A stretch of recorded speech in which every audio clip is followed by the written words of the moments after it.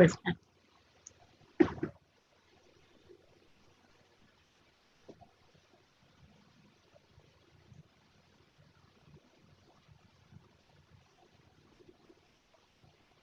Are we live?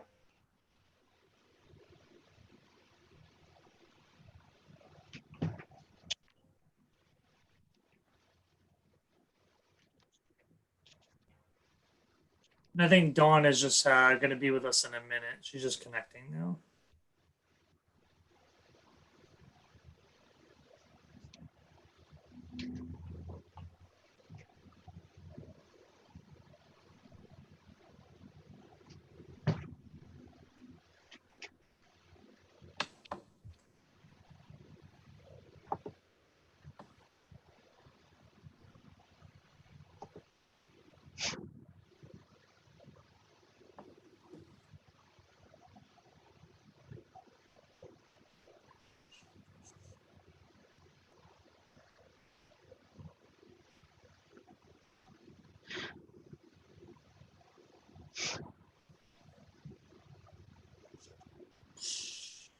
Let's see.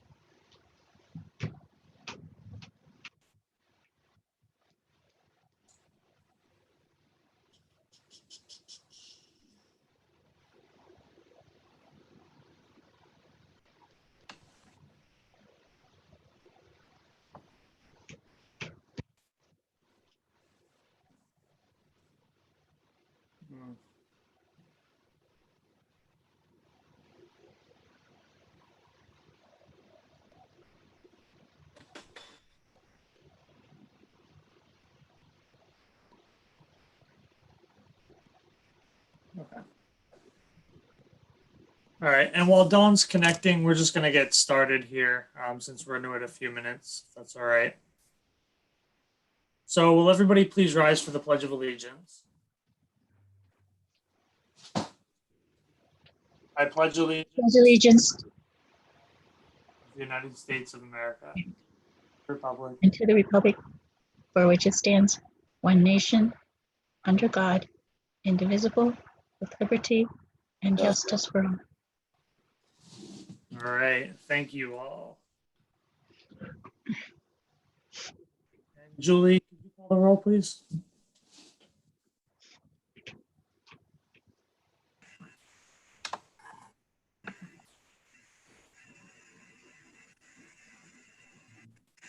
Julie, can you call the roll when you...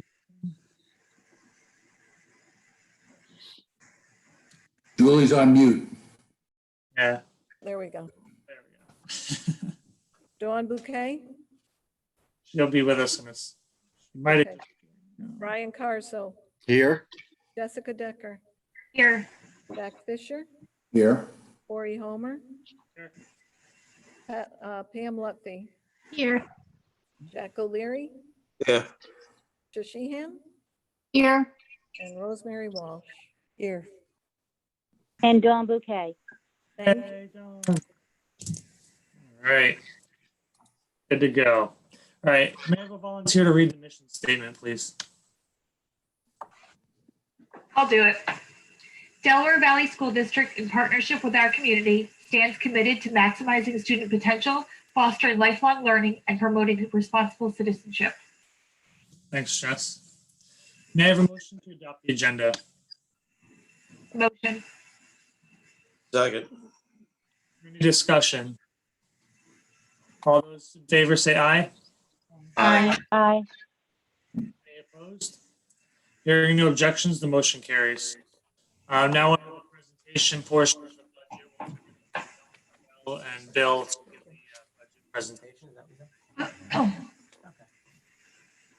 All right, I'll ask everyone, if you're not muted, to please mute and then just simply unmute if you have a question about any of the slides as we progress through them. I'll give you a second to find your slides. Oh, here it comes up on the screen.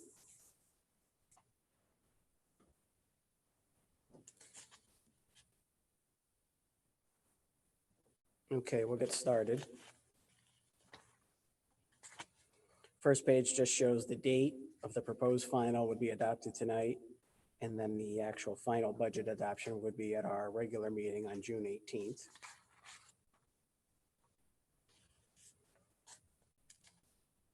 Second page is just everybody involved.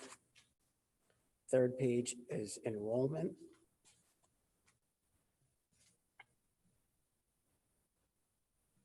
And we see the estimation is 4388 next year. If you flip to page 4, you'll see how that 4388 breaks out by building. This is the first time the high school has been under 1,500 in probably almost 20 years, believe it or not. And it's amazing. And, you know, a couple of the elementaries, almost all the elementaries are in the 400s, and Shoal is actually under 400, which that's been, I don't even know if that building's ever been under 400 since it was built in 1990, maybe right away. Yeah. So. Yeah. So you'll see there, so it's 4388, just slightly up. We don't know what's going to happen this summer, of course. You know, it's a guessing game on what might happen with enrollment, up, down, flat, who knows. If you turn to page 5, this is the budget in a nutshell. You'll see the revenues are on top, which add up to 83,580,849. And then 820,000 in fund balance gets us up to the total of 84,401,266. And we'll explain when we get into this a few more pages deeper. We'll explain why that's only 820 versus $1 million, because we did some other changes to the budget. We were able to work that down by cutting some other things, so we didn't have to use quite as much, which will help us can only help us going forward for the following budget as well.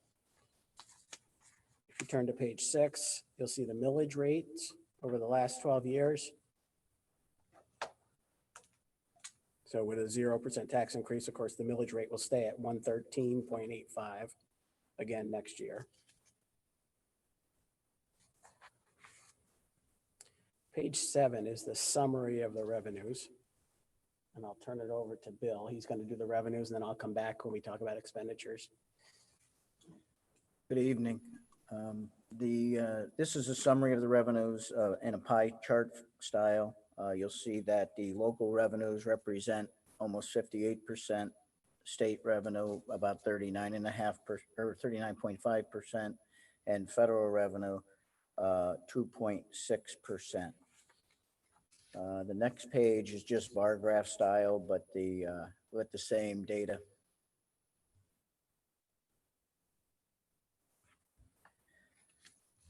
The next 2 pages gives you the 3-year history of actual, this year's budget and next year's proposed budget.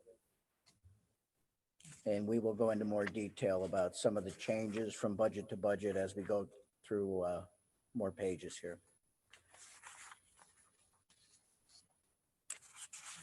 So if you go to page 9,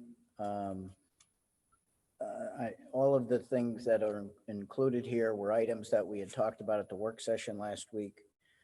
Under current real estate taxes, due to COVID-19 and our worry about getting revenues, and we reduced the collection rate by 2%, which represents about $828,000 less than we received the year before. Delinquent real estate taxes, we are going to, last week I had mentioned maybe increasing that number. I stayed with my original gut feeling of having a $98,000 decrease. interest earnings are projected to, that actually should say decrease, I'm sorry about that, of $375,000. That's a reflection of the interest rate market right now. IDEA grant revenue is an increase of about $15,000, which matches what we are expected to receive this year. And summer programs are not going to happen this summer, which reflects about a $47,000 decrease on the revenue side in local sources. The next page you see every year, it shows you our projected growth and assessed value, which is the big driver for our real estate taxes. And our projection this year is to go up at 0.22%, which in the numbers you saw before represent about $111,000. But it's amazing when you look back at 2008, 2009, the amount of money we used to get when assessed value and building growth was coming to our communities. It was $800, almost $900,000. Now we're only getting just over 100,000. And I just wanted to chime in that we did hit our budget estimates for March and April. And of course, we were nervous, but we were happy to see that we hit them for March and April for transfer taxes. So that's a good sign that it's held up. Every month it holds up is a plus.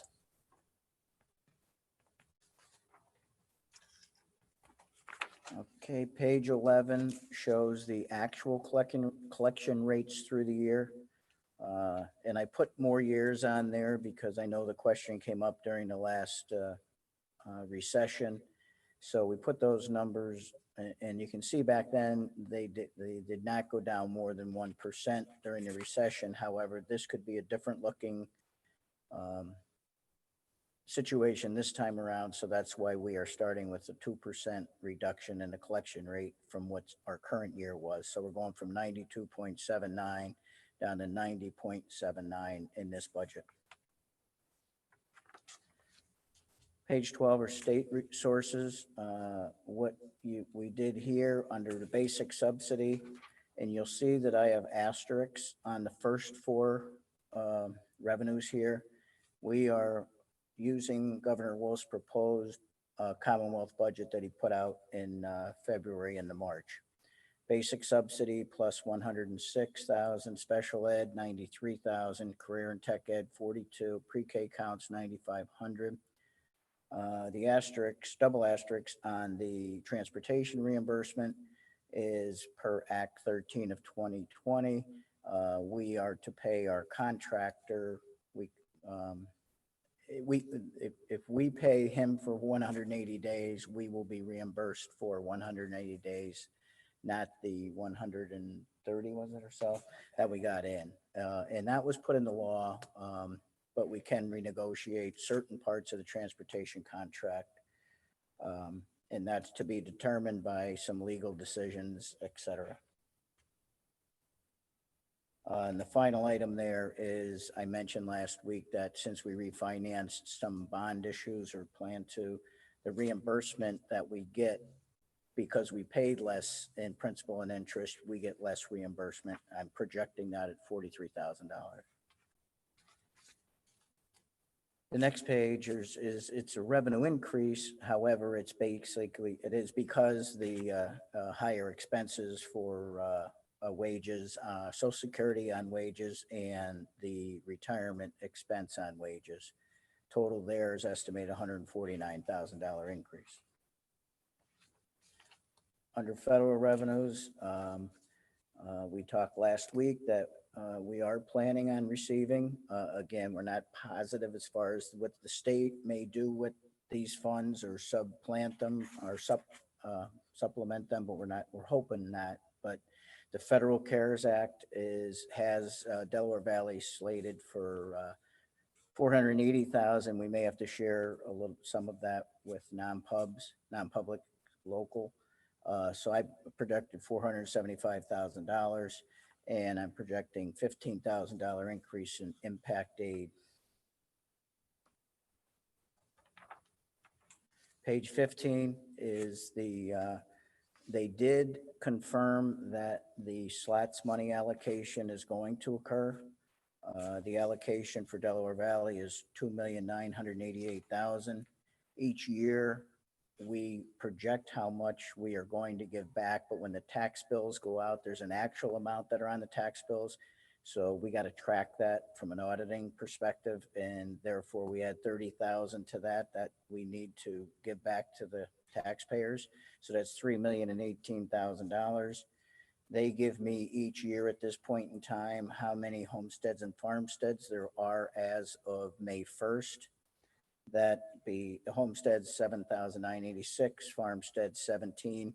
So when you take the 3,018,000 divided by 8,003, you get approximately $377 will be the credit for the property tax reduction.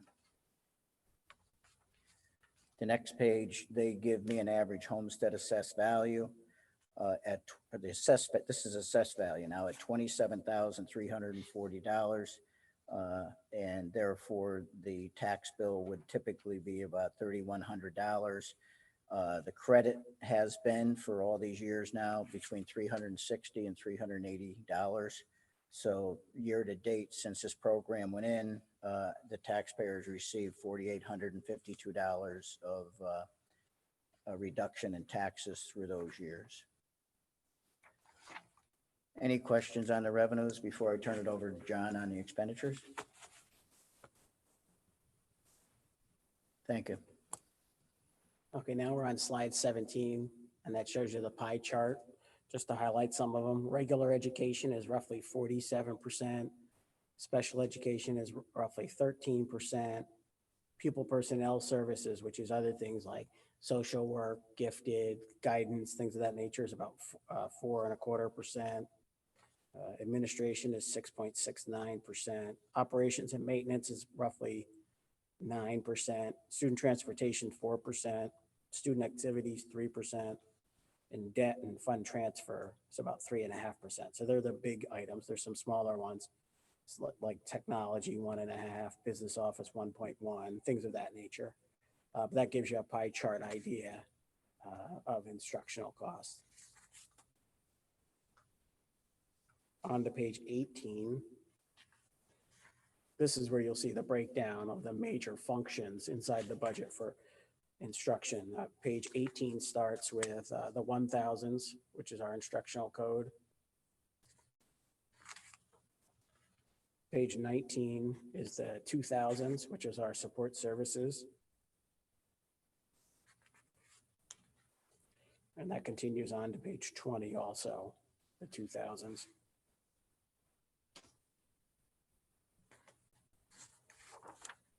And then on page 21 are the 3000s and the 5000s. And you'll see that all adds up on the far right bottom corner to that 84.4 million. So that gives you a kind of a glossary overview of the large codes. If you turn next is the budget, and that gives you the expenditure codes, the actuals for 16-17, the actuals for 17-18, the actuals for 18-19, the budget for the current year 19-20, and then the proposed budget for 2021. And then just to give you some of the highlights of it, starting on page 22, you'll see salaries add up to just slightly over 47%, benefits just over 34%. So that brings the total for salary and benefits is 81.5% of the entire budget.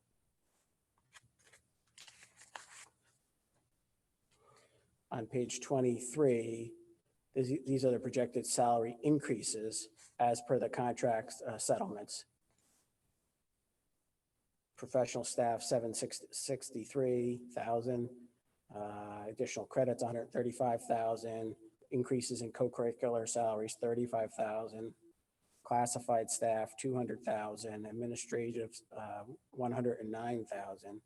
So the contracts and agreements increases 1.2 million.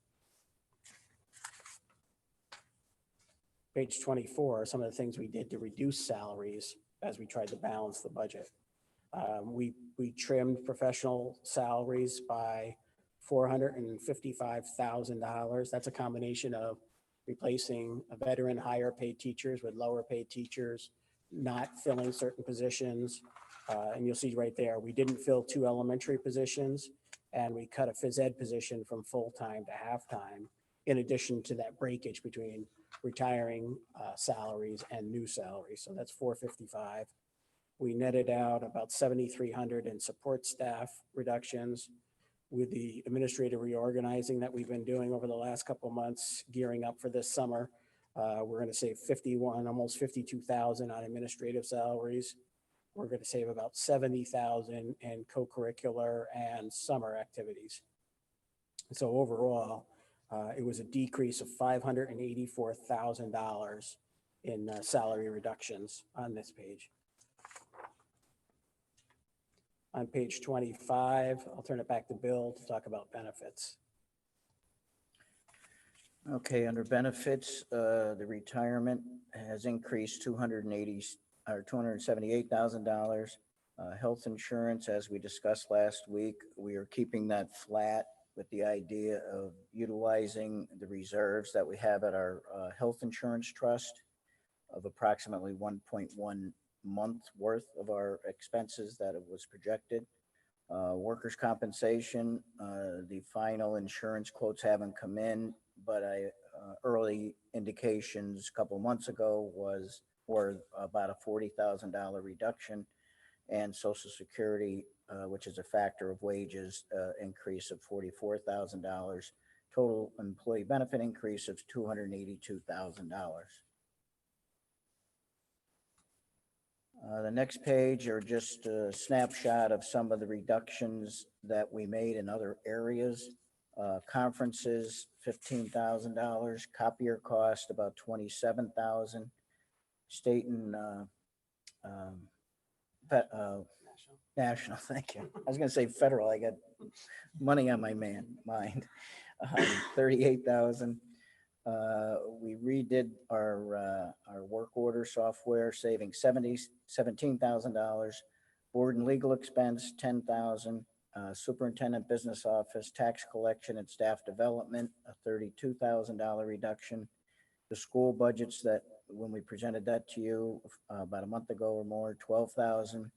And the maintenance of building and transportation that was presented, plus we added the $30,000 for the changing of the service here on the campus and at DVES, $57,000. And then equipment purchase that we're going to go to capital reserve or be purchased in 1920 funds for $197,000. So other reductions total $405,000. Major expenditure increases. If you go back a month or two, and we talked about the cyber school costs were projected to go up about $88,000. Or I'm sorry, our cyber school costs go up $88,000 with the idea that the outside cybers would reduce $47,000 for a net increase of $41,000. Textbooks increase of $88,000 for a total increase on this page of $129,000 for expenditure increases. Page 28, as we talked about last week also, and footnoted the reduction of the possibility of cyber school legislation to put a flat amount, or there's other ones out there also for different possibilities for reductions. But the Governor Wolf's proposal, when he presented the budget, and it's pending legislation, but if that were to go through, it could save us approximately $340,000. Page 29 is this budget is planning on continuing to utilize the internal service fund at in the amount of $160,000 per year to help with our debt service payments. And this chart lines up pretty much with the when our debt is over, we pretty much have $160,000 a year till the debt is retired. And if there isn't any questions there, I will turn it over to John. All right, now we're on page 30. Hey, John, can I just interrupt you for a second? Sure. You ask, Justin if our YouTube video is still up because I lost it over here. You lost the YouTube video? Yeah, are we still on YouTube? Dylan's on. We'll see if he can help us. Yeah, I'm watching it here on my laptop. You are? Oh. Okay. I lost it here as well. Okay, give me a second.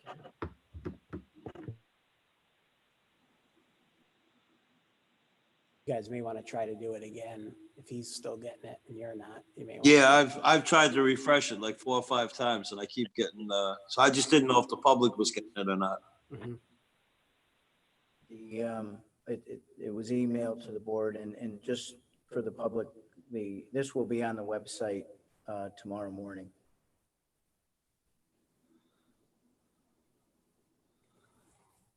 Dylan, you want me to wait a minute? Yeah, if you want to wait a minute, I Yeah, I'll have it wait, here, sure. but I'm just gonna try it on another PC. Okay. I got it back. Okay.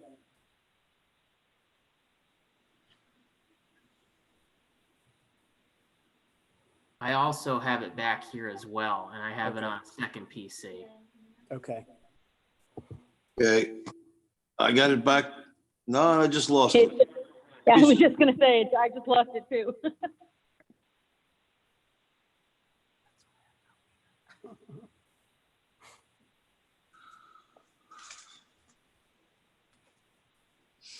still have it on Zoom, but they must be watching it both ways, Zoom and YouTube.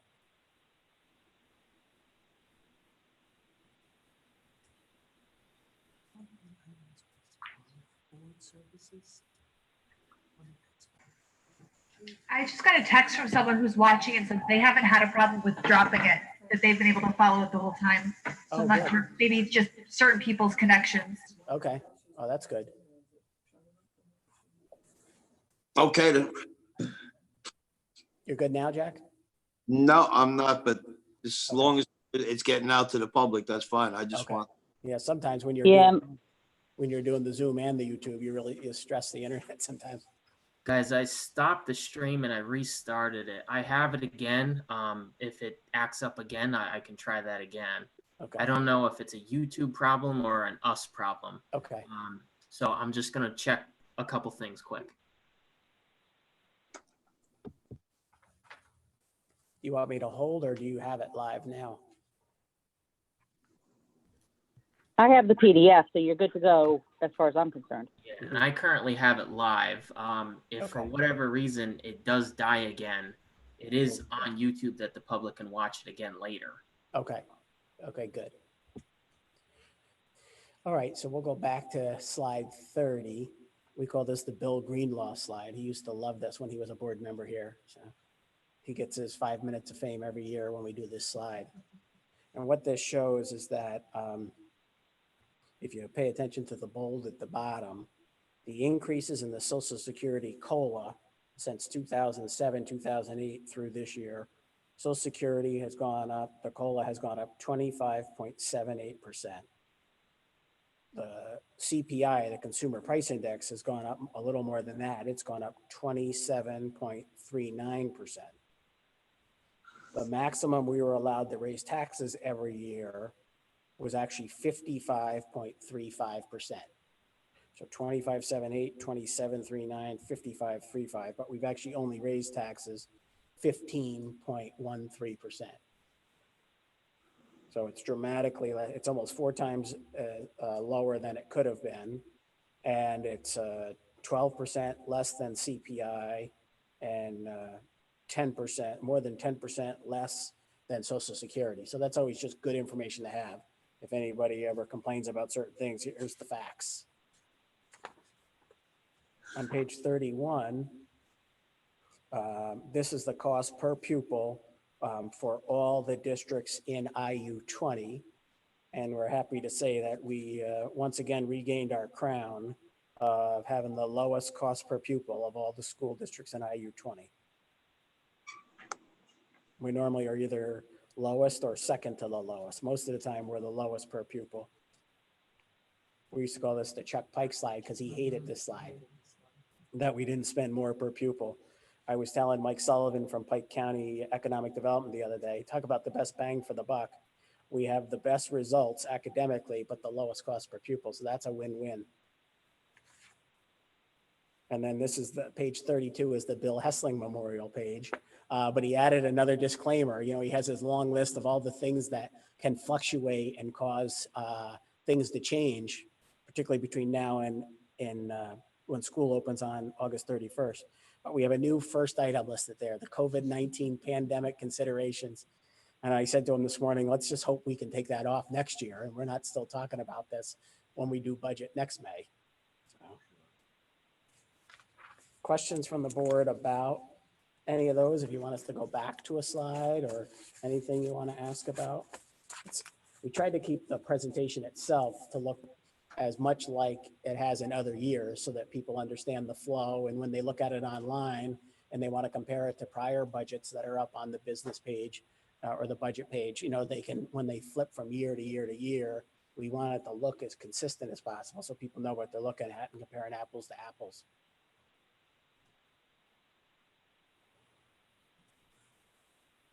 Anybody have anything? John, I have a question. If we don't reopen in September or we find ourselves closing for some month or two, how does that affect the budget? You just described that to us. Sure, there's a lot of variables. I was reading an article yesterday. It was the president of the University of Delaware talking about the different scenarios that they're working on. And he said he had spoken to another college president and they had 88 different scenarios in terms of what school might look like next year. So I certainly hope we're not going to have 88. We've started working on sketching out our different scenarios where it's 100% back face-to-face, 100% online like we are now, or something in between. Certainly there's a lot of unknowns, Brian, with what could happen and how long it might happen.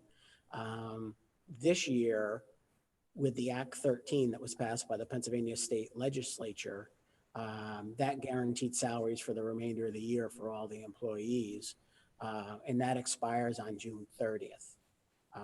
So July 1 is the new fiscal year. If we were not to scare anybody or anything, but if we were to be online, say we were told we're going to be online for the first couple months or whatever, which I don't really see that. I would, if I was a betting man, I would be betting more that we're coming back than not coming back. But then that would be a question is if the employee salaries are not guaranteed by some kind of state action, then there would be conversations about, would we be furloughing positions that they're needed when we have face-to-face, but they're not needed if we're 100% online. So, and obviously you don't save all that money because you have contributions to unemployment insurance because people would have a right to unemployment insurance if they were furloughed for a period of time until they could be called back. But so I don't have a number for you, but that would be probably the most dramatic thing that could possibly happen if we were 100% online in the fall. I don't know if that helps or not. I think the scarier part is, as far as budget is concerned, is the potential of coming back, but with smaller, with what they've been talking about, smaller class sizes and distance, doing social distancing in school. That, if we're 100% online, that's not going to hurt the budget. But having to put some of those precautions into place when we come back can really, so I think we have to keep that in the back of our heads as well, because that could really break our budget. Yeah. And then there's a flip side. People are talking, people talked about when I was a kid, we had split sessions growing up when I was in second grade. But then your transportation budget blows up because now you're doing double the bus runs daily, because the buses that run home to school normally once to a building have to run twice. They have to go in the morning, they have to go at lunchtime, they have to go back out to the homes at lunchtime and then back again. So what people have been talking about is if we had to reduce the kids in the room in half, that would more likely be on an A-B day, where maybe the first half of the alphabet comes on A day and the second half of the alphabet comes on the B day. Because that way you still only have one bus run per day, one home and to school and home. You wouldn't have to run double bus runs with buses running during the middle of the day. And that's certainly something that schools all over are talking about. The same thing in colleges, they're talking about not utilizing the big lecture halls, and trying to keep the groups to 25 or less in a college setting. And 25 or less takes care of most of our classes, believe it or not. But the rooms are not big enough to meet the 25 or less and the 6-foot social distancing. So the question, which we don't know yet because we got a couple of months of, will they require 6-foot social distancing by the fall for a group of individuals who have been the least affected by this virus, with talking about youngsters. So we have a lot of variables. You're right, Jess. Who knows? There's a lot that could go well or go askew between now and then. My fingers Yeah, crossed. and social distancing at school is one thing, but you're talking about the buses. That's a nightmare if you have to social distance. Yeah. I mean, if you did an alternating A-B day, that would cut the number of kids in half that are on the bus, but it still doesn't guarantee 6 feet at all times because they still have to go up and down the aisles. Yeah, touching the same surfaces, yeah. We're hearing some colleges in southern New Jersey who are actually going to be monitoring temperatures as folks are coming onto the campus, and they're not allowed on campus if their temperature's over a certain number. So there's just a lot. And we just heard from the state actually this morning that they're looking at our area, Sussex, Pike, Orange, as a potential enrollment increases as folks are moving out of the city. And families are looking up in this area. So it's just another thing, another variable, certain.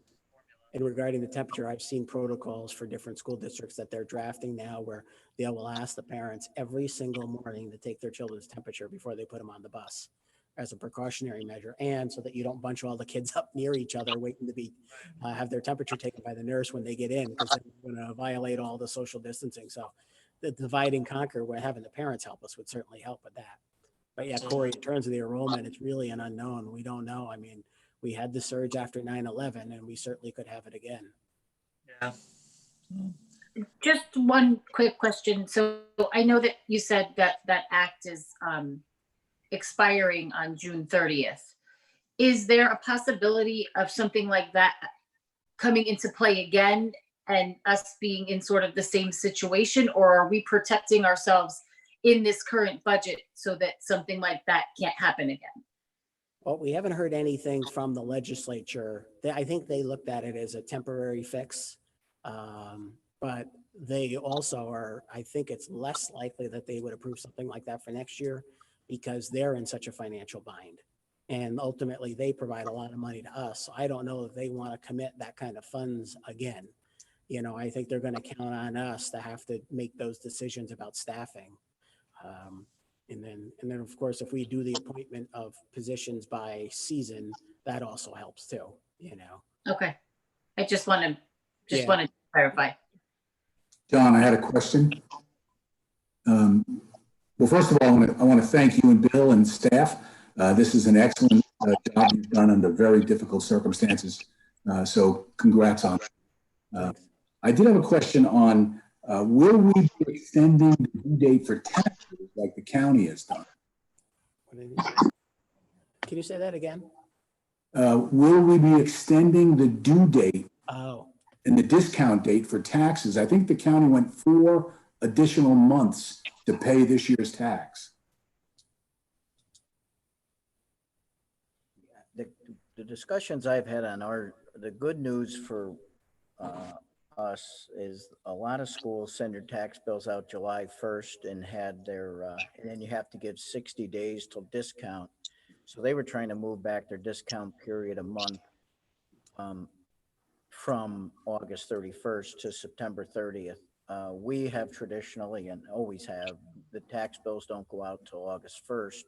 So our discount date is already at September 30th. Now, whether we want to consider moving it further, I mean, that's could be up for discussion. the one thing though is if we extend it from November 30th to December 31st, we would then have that'd be the same time that the towns are collecting, because the towns have pushed theirs back The townships have pushed theirs back. It was supposed to be what, June 30th, I think, or whatever it was. And now a lot of them have voted to make it December 31st. So the only, yes. So I'm just wondering that maybe we don't want ours to be due at the same time as theirs. Thank you. Sure. And they do, excuse me, there is the option of paying in installments also, that we implemented, I don't know, 7-8 years ago. So they do have that option. Anybody else have any questions or comments for John or Bill? All right. I'd like to echo Jack's statement. There's just so much uncertainty with this budget, probably more than any other budget that you've ever put together. So I appreciate all the work. Thank you. Corey, Corey, if I could ask one question. John, and this maybe isn't entirely budget related, but I know right at Misericordia, and I'm sure where Corey is at Sussex, we're doing a lot with instructors over this. We all had to jump in and suddenly learn how to do the online course delivery. We're all trying to do a lot of learning over the summer, so that, we know at the college level, we're going to have to provide some online course material, even if we're back on campus full time. If a student is in quarantine, has to go home for a couple of weeks, they still have to make up the material and so forth. So we're putting a big premium on online preparation. Is there anything available for our DV teachers to be able to kind of work over the summer, think through over the summer on how to deliver course content if they're teaching online? And would that have any effect on the budget? Is that kind of thing available? What are your thoughts on that generally? Sure. We have a couple things that are going on. We have a thing that's called alternate in-service, and that allows teachers, if they are to accrue 7 hours over the course of this summer and all of next school year, they don't have to come to the in-service day in June of 2021. So you can either come on that day or you can do something during the course of the year. So one of the things we've been looking at, Brian, is we're very lucky. We've got an unpaid intern who's doing her master's through Bloomsburg, just through 240 hours. And she's going to be working to create in-service courses for our teachers that they could take online this summer to further their skills with online instruction.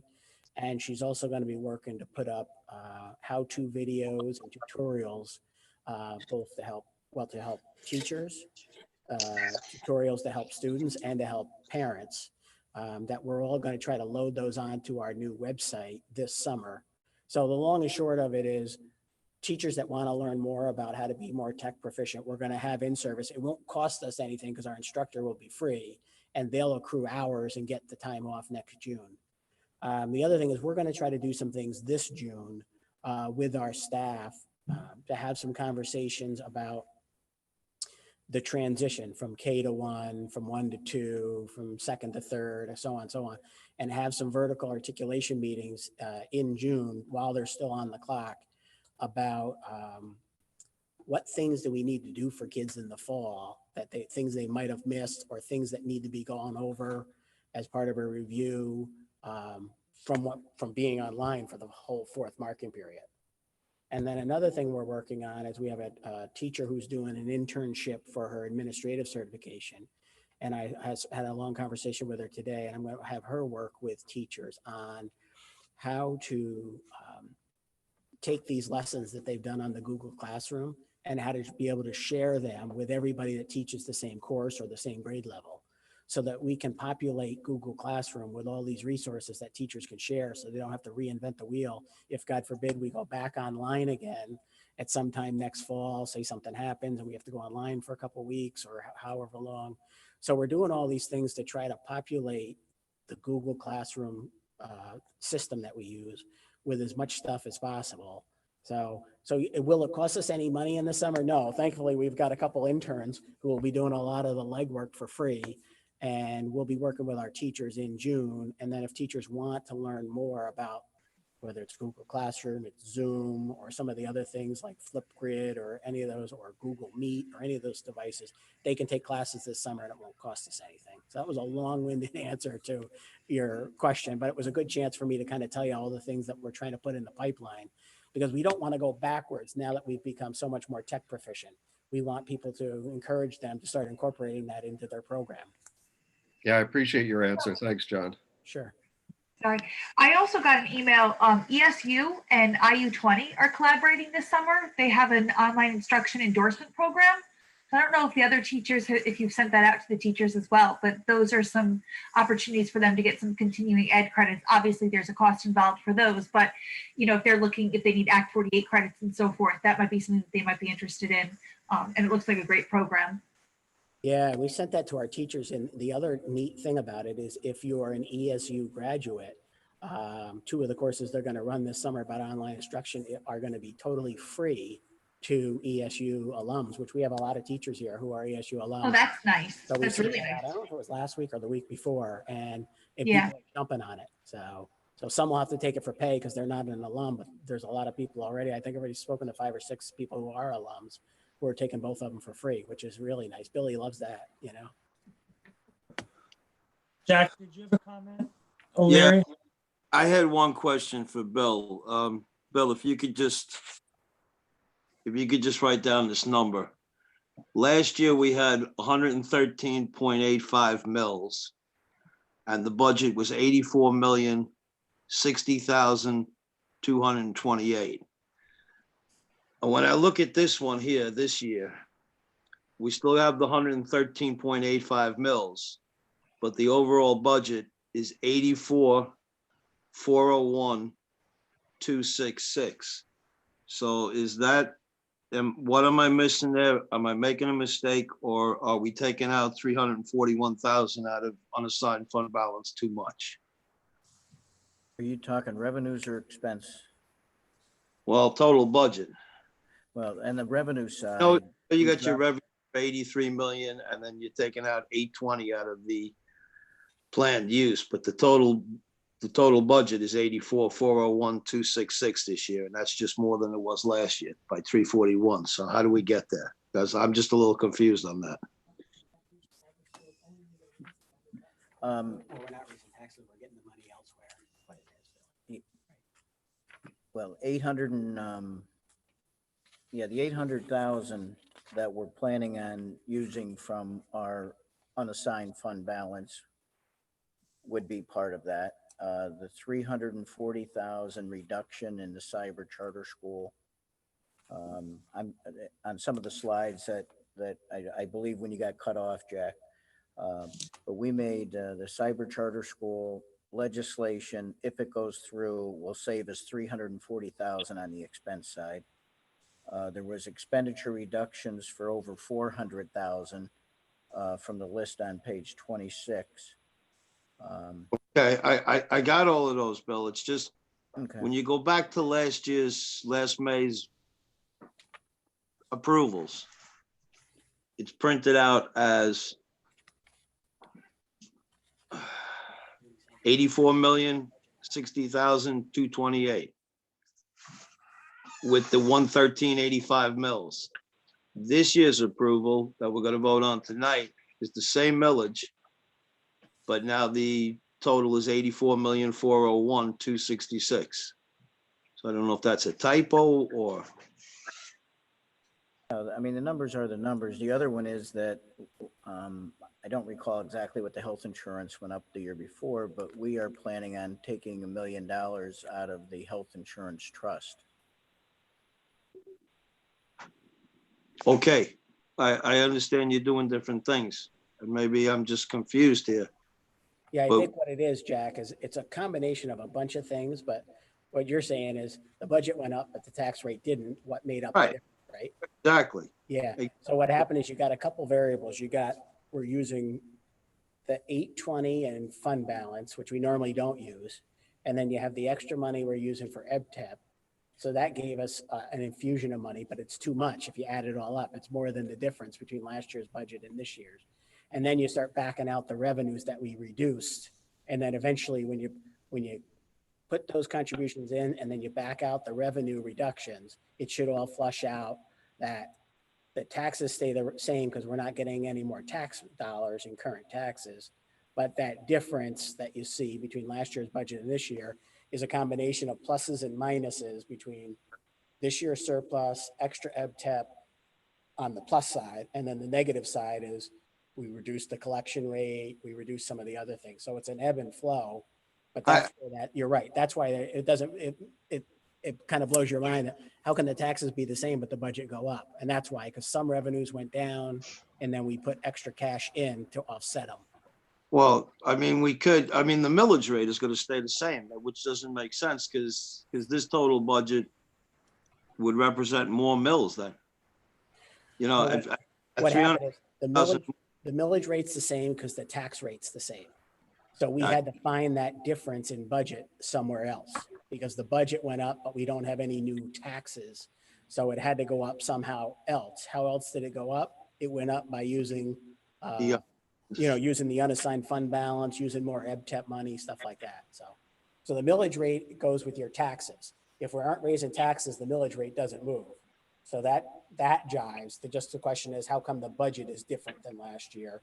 And that's because we had to use some other surplus money to offset our reductions in revenue. Okay, I see why you raised it. I understand the theory of why you raised it now. I just wasn't sure about how the millage worked off of that, because we haven't done,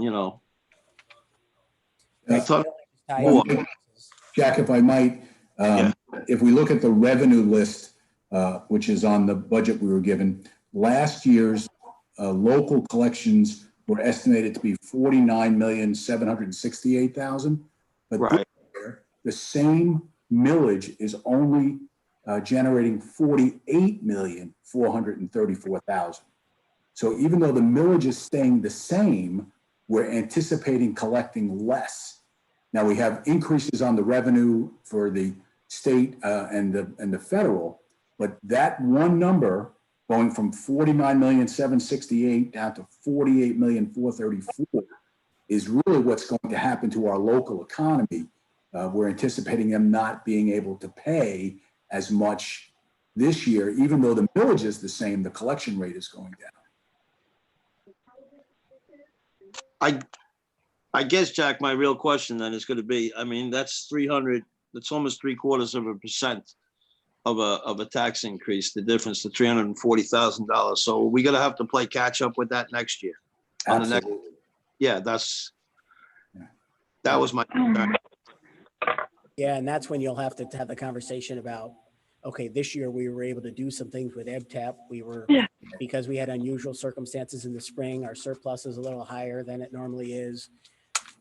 This time next year, we're going to have to say, okay, what are we going to do to plug the hole? And that's probably where we're going to have to lean into our reserves more. Right. That's going to put us nearly 3/4 of 1 point in the hole for next year. So, okay. Yeah, the handout that we went over last Thursday, if there was not a pandemic and we weren't planning on reducing our collection rate by over $800,000 and using all the reserves and using our fund balance, that is the one that is going to be, that is your typical annual, what a budget's going to look like is what we talked about last week on that long sheet. Okay. Thank you. You're welcome. Anybody else, any comments, thoughts, suggestions, questions? All righty. All right. Thank you both for that. So we'll move on to the approval of minutes. May I have a motion to approve the minutes from the regular board meeting held on April 23rd, 2020? So moved. Second. There we go. Any discussion? All those in favor say aye. Aye. Any opposed? Hearing no objections, the motion carries. We'll move on to the reports. I know John and Mia were sent a Zoom invite, but I don't see them here. Yeah, Brian Blum spoke to them today. They didn't have anything to report, but we asked if they would come back next month so that we could say goodbye to them. Yeah, that'd be nice. thank you. With that, there's no administrative reports. Are there any comments on the financial reports? All right, superintendent's report.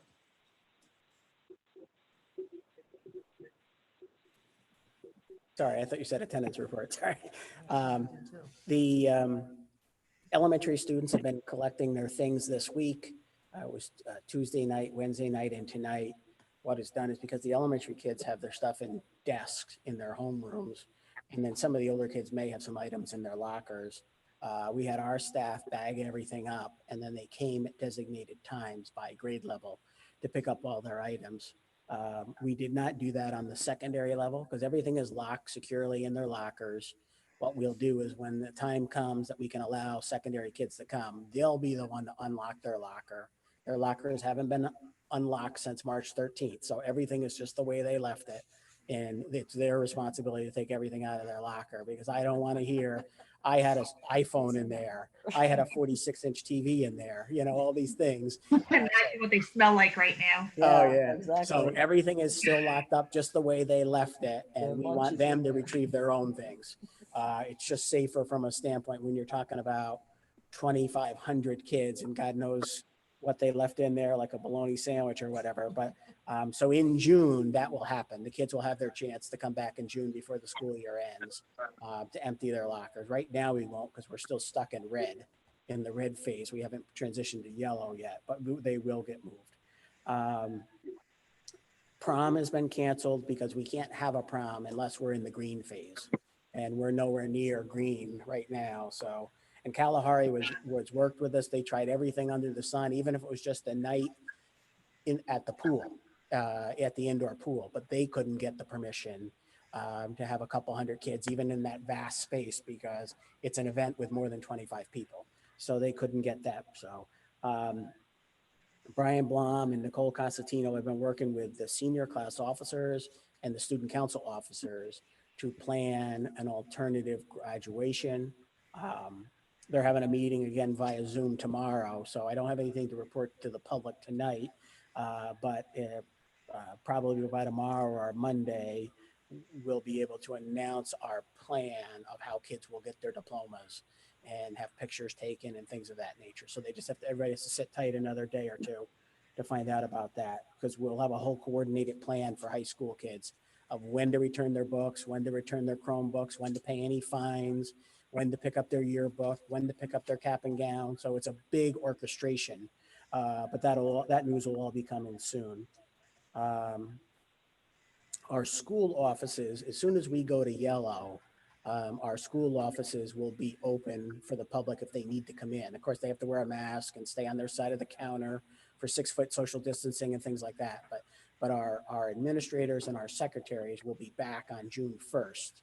To keep the crowds down in some of the offices, we're going to have people on an alternating schedule. So half the secretaries and administrators are in on Monday, the other half on Tuesday, and they'll keep alternating. On the day they're not in the office, they'll continue to work from home so that they're still working, but we just don't want everybody there at once. But we do want to get the staff in so that we can start processing, collecting stuff back, gearing up for summer, all the summer activities. We've actually begun, the custodial maintenance and grounds crew came back this week, and we've begun our summer cleaning process. We're a month ahead of schedule to start our summer cleaning, but that should help us budgetarily, because that means without a big project like CTE going on this summer and having an extra month means we won't need sub-custodians or custodial overtime and things of those types of expenses that we've incurred in years when we've had all kinds of construction.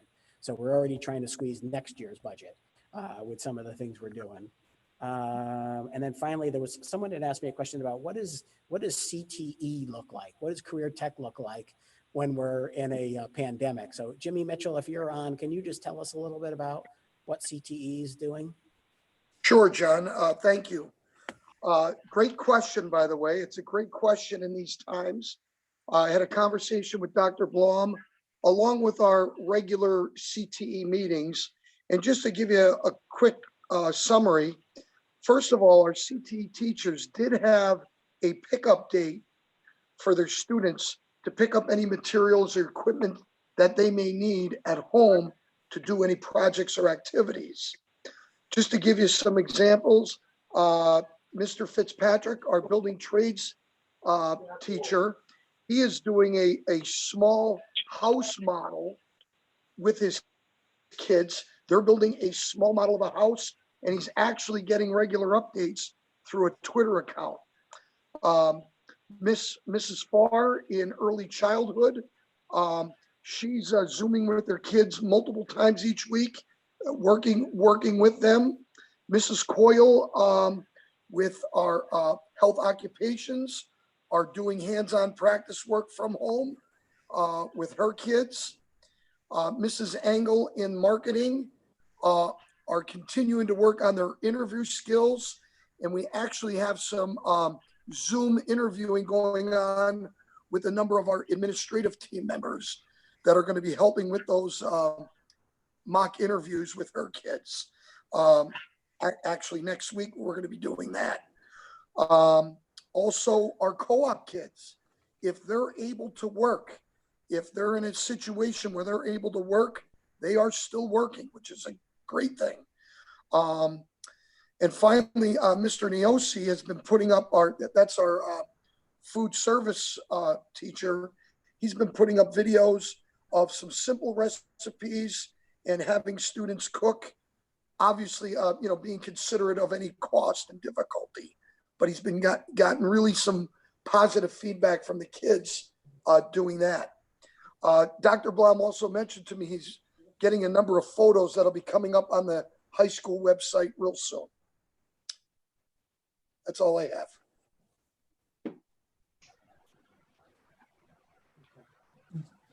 That's it, Corey. Sorry. That's okay. Any questions for John on his report?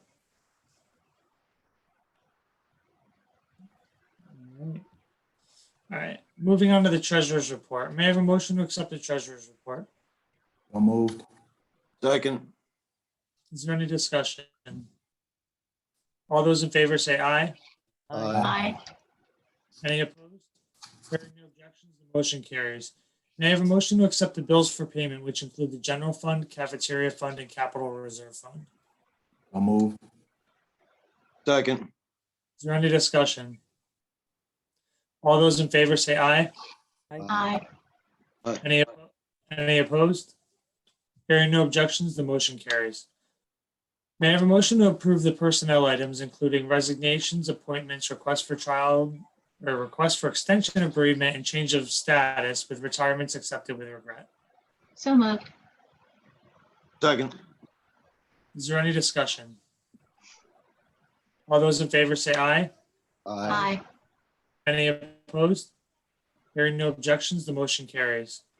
May I have a motion for the approval of the request for the waiver of rental fees for the following organizations subject to approved insurance for the Pike County Board of Elections to use the Delaware Valley Middle School cafeteria on May 14th and May 15th for the poll worker trainings at a loss of rental fees of approximately $30. Moved. Second. Is there any discussion? Did they actually use the facility?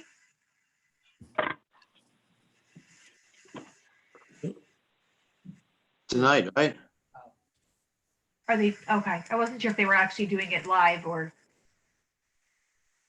Yeah, I believe that they are. John, do you have a comment on that? 'Cause I'm I- sorry, Jess, did you say, can they do it? Is that what you asked? I was asking if they yes, if they did hold it, if they were allowed to. They were allowed the facility. I think they're doing it tonight and tomorrow. Huh? Okay. She said it worked out perfectly. What they did is they staggered it and they only had 10 poll workers at a time. But Okay. they really appreciated having the larger space because they didn't have anything downtown to Sure. spread them out. So. And because the elections are essential, to ongoing, that's why they could occupy the school facilities for that training. So, all right. All those in favor say aye. Aye. Aye. Any opposed? Hearing no objections, the motion carries. May I have a motion for the approval of the 2020 graduation class pending completion of graduation requirements? So moved. Second. Is there any discussion? Yeah, I think we should offer our congratulations to everybody and our board reps as well. Congratulations. Absolutely. Absolutely. It's definitely not the way we wanted it to end up, but it is what it is. It's life, unfortunately. So we'll do our best. Thanks for that, Jack. All those in favor say aye. Aye. Aye. Any opposed? Hearing no objections, the motion carries. May I have a motion for the approval of the proposed final adoption of the 2020-2021 Delaware Valley School District General Fund budget reflecting a 0% tax increase at a millage rate of 113.85 million with a balanced budget with revenues of $83,580,849 and $820,417 of planned use of anticipated unassigned fund balance 2019-2020, and with expenditures totaling $84,401,266. So moved. Second. Nice. Is there any discussion? All those in favor say aye. Aye. Aye. Is there any opposed? Hearing no objections, the motion carries. May I have a motion for the approval of Don Bouquet and Pam Lutfi as voting delegates for the PSBA 2020 Delegate Assembly and Rosemary Walsh as an alternate voting delegate? So So moved. moved. Second. Any discussion? All those in favor say aye. Aye. Aye. Is there any opposed? Hearing no objections, the motion carries. May I have a motion for the approval to authorize public financial management to distribute a bank loan RFP for the possible refunding of the 2015 bonds, which is not binding to the district? So moved. Second. Okay. Is there any discussion? All those in favor say aye. Aye. Aye. Aye. Any opposed? Hearing no objections, the motion carries. May I have a motion for the approval of the middle school student handbook as per the attachment? So moved. Second. Is there any discussion? I just have one typo that I found, Julie. I'll email it to you. All right, thanks, Don. Anybody else, anything? All right. All those in favor say aye. Aye. Any opposed? Hearing no objections, the motion carries. We'll move on to other business, first from the board and then the public. Is there any other business from the board?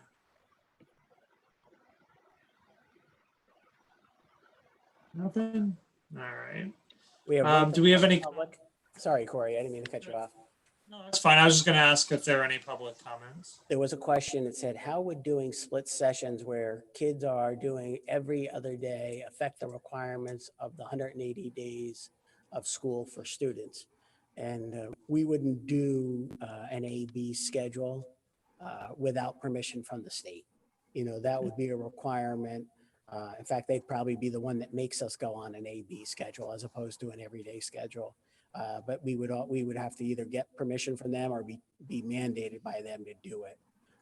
The question really, the real question underlying that is, what does the opposite day look like for a kid? Are they being sent home on the day they're here with things to work on their own? Or are they going to be Zooming in or what have you? And having half a class there and Zooming in would be quite a chore. So that'd be something we have to work out. And it'd also be a tremendous burden on parents if kids have to be home every other day. I really fear that. I hope we don't have to do that, because as we're trying to get people back to work and things like that in the fall, that would really disrupt people's work schedules too. So, and that's it from the public. And I mean, I'll echo Brian's comments earlier. You know, the key is going to be innovation and creativity moving forward. We were just reading this morning that Stanford University will actually be teaching in tents outside. So different colleges are running hybrid models, sections. They're running outdoor classes. You know, they're condensing everything in 4 weeks. And so it's creativity and innovation at its best right now. So it'll be interesting to see how it stacks up at the K through 12 level. Could you imagine spending 75,000 to send your kid to Stanford and he's getting taught in a tent? I'd be asking for some kind of discount. So. I would do. That's where all the lawsuits. And certainly with the older kids, an A-B schedule could work. High school kids similar to college, but an A-B for elementary kids would just be so disruptive for the families. So I just hope we never get to that point. So, And the social emotional end as well. true. And their continuity of their learning and all of those things. I mean, huge factors. Yeah. Everybody, while it may seem monotonous at times, most people crave routine, and to be going back and forth would be pretty disruptive. All right. Anybody else? Any other comments? Yeah, I just got one that I want to comment. I just got a notice. I'm coming through here, right? Yeah. I just got a message from a parent, and I don't want to say where or what, but it's a kindergarten child. I obviously had a rough day. A lot of our kids are having rough days. And one of our teachers from up in the primary school, a kindergarten teacher, did a Zoom meeting with him tonight at 7:30 and read him a bedtime story. I mean, that's going above and beyond. And that's just a good thing. And those are the things we need to recognize and say to people. So for that teacher and for, can't say it because it's anonymity and everything, but thank you very much. It's a great story. That is a great story, Jack. Thanks.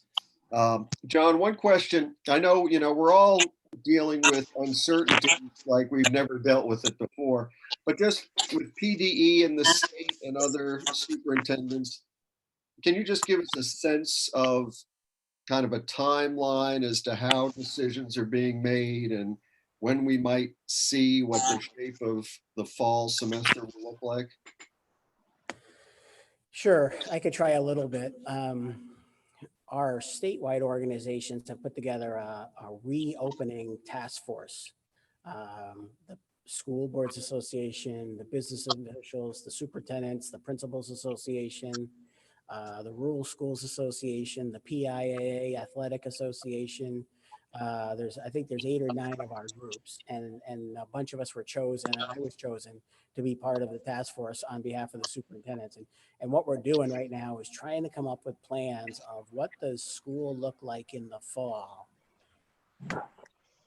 100% in person. What do things look like 100% online, and what does it look like if it's a hybrid? And we've broken into subgroups. There's facilities, there's health and safety, there's curriculum and instruction, there's technology, there's co-curricular activities, and a couple other categories, communications and finance, I think. So what we're trying to do right now, and our charge from the state was to draft some 30,000 foot level plans of what things districts should be considering to make sure that they don't forget any essential elements of a reopening in all those different categories. So we're trying to do that on the front end to be proactive. And we're supposed to have this back to our steering committee by June 5th. And with the idea that PDE will review it and comment the following week. And by the end of June, we would have documents that would go out on all those key areas to every one of the 500 school districts. Just like today, I was sitting on one that was about co-curricular. And we got talking, we had all these athletic directors and everybody. And the guy from PMEA, the music guy, said, "Oh, you forget. The first thing that starts in the fall is band camp. That comes long before the athletes come. So we have to make a decision a lot sooner than you think, because band camp starts sooner. And we can teach them to march, but I'm not sure we can teach them all to march 6 feet away from each other. So that was one of the things that came up. So honestly, Brian, I hope they don't tell us the night before. There was some talk today about trying to make some definitive decisions somewhere in the ballpark of the middle of July, with an idea as they watch the numbers regarding the virus, from hospitalizations and things of such like that they thought by the middle of July, they would have a real good feel on where the counties would be 1 month later, because they have another 3 months or 2 more months of trends to watch. And their hope is that everybody's either going to be in yellow or green, with the exception of they're still worried about a few counties, that they're worried that there still are a few counties that may not be ready to go from yellow to green. Certainly, if there's a flare up, it could throw a wrench in everything, but that's July 15th is kind of a checkpoint, but everybody's operating under the premise that we're going to open and we're going to be optimistic about opening, but we're going to have a plan B and a plan C and things of that nature. John, thanks for being a part of that committee. And I feel good knowing that's a lot of work for you, but I feel good knowing that you're on it because I have great faith in your insights and skill level. So that's good to hear. I'm glad to hear that that kind of work is underway. Thanks. John? And really, the groups Oh, I'm decided sorry. to do it Go ahead. because we were worried that PDE is so busy with high-end stuff, fighting with the feds, et cetera, that they don't have the manpower or the time to do it. So our statewide group said, we've got to step in and fill the vacuum. Sorry, Pam. Oh, thank you. John, does the waiver that the district obtained provide for summer breakfast and lunches for those needy students receiving it now? We're trying to find the answer to that out. We don't know if our meals will end on June 17th, the last day of school, or whether we'll be allowed to go into summer. In the past, under the rules, we were not a poor enough school district to qualify for summer lunches, like some of our neighbors do have that. That's why it was so easy for them to ramp up, because they had a summer system in place. They just started it in March, and it took us a little while longer because they had to grant us permission. So we're trying to get an answer from PDE and the USDA. Okay. To find And out one other if we can question, if continue or we, not. We're not sure. okay. And if we should have to go into an AB schedule, that's something that will have to be considered. Sure. Yeah. Yeah. Literally, they'll be making half the lunches. They may be making half the lunches hot and the other half cold for box lunches. And, and kids would be alternating. Just their Right. meals would alter. If they're here, they're hot. If they're home, it's a box lunch. Yeah. Okay, you'll keep us updated, because if they're not going to be provided, then we need to speak to members of the community to, vamp up some things. Yeah, For somebody those here families. just had some good ideas. They said if we had to go on an alternating day schedule, on the day they're here, they could take a box with them. Oh, there you go. And just take it Okay. home. And we could really Yeah. make sure a lot more kids get the meals than what we're getting Right. now. Fort Okay. Service, I think, does a backpack program on the weekends. So they have backpacks set up even during their school year and everything, and the kids take home a backpack with lunches and meals and everything on the weekends. Yeah. So similar, to them taking a box, but that they take a bag home with them of meals for the weekend. So Yeah. you do the same thing for the days that they're not in school with us. And John, do we have any surplus in the cafeteria fund that we could use to extend the date of giving meals to the kids from past June 17th? Yeah, we do. I think that's all part of what we got to look into. I mean, is it going to continue to be federally reimbursed or whatever? But yes, there is a surplus there that we certainly would have to keep in mind during these times that we may need to utilize. Okay. I'm still not clear on the fact that we had to continue to pay the cafeteria workers, and the only sales we're having are those that are counting for the people that pick them up. That what the number's going to look like, and or is there possibly the federal government going to backfill that from the CARES Act monies that we have? So, yeah. So, yeah. Thank you. I just know we have a number of families who have not yet received their unemployment funds, and they really depend on those meals. Right. And right now, our cafeteria workers are paid through June 17th. So we've got that covered. That's why we have to have a plan for summer and what would be the reimbursement or what would be our costs that we haven't budgeted for. Thank you. Yeah. Thanks, Pam. Good comment. Yeah. Anybody else, anything? No? All right. So the meetings for June will be June 11th, 2020 will be a work session, most likely held via Zoom. If not, at the Delaware Valley Administration offices. June 18th 2020 will be the regular board meeting at 7 o'clock. Again, most likely Zoom, but possibly at the DV administration offices, depending on how things turn out. May I have a motion to adjourn the meeting at this point? So moved. Second. Is there any discussion? Do we have any executive session coming up or? Not that I have. John? No, I have nothing for tonight. We're good. Okay. All right. Good night, everyone. Aye. Good weekend. All those in Be favor safe. say aye. Well, Yep. Good Aye. night, everybody. Aye. Aye. There we go. all right. Any opposed? Hearing no Aye. objections, the motion carries. There we go. Now have a good weekend. Take care. Good night. Hey. See you guys.